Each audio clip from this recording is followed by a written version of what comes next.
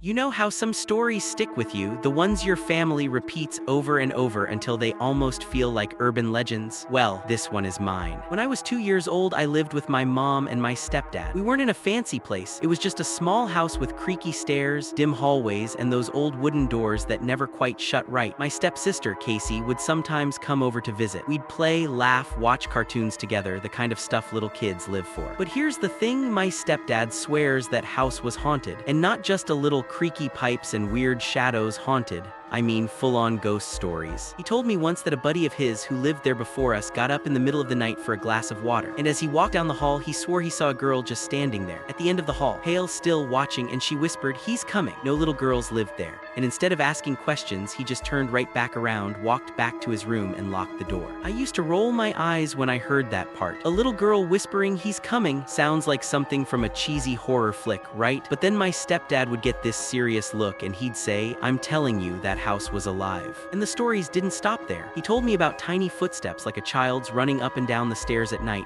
giggles echoing through the hallway. The sound would stop right at his bedroom door. He said he stayed frozen, eyes shut tight, pretending to be asleep. And then bam, a slam hit the foot of the bed so hard he felt it. But when he looked up, nothing, just silence. Creepy, right? But none of that compares to what happened to me. One day, when I was 2 years old, my stepdad had put on some cartoons for me while he went to take a shower.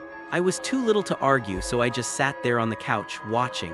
But then he said he heard me talking.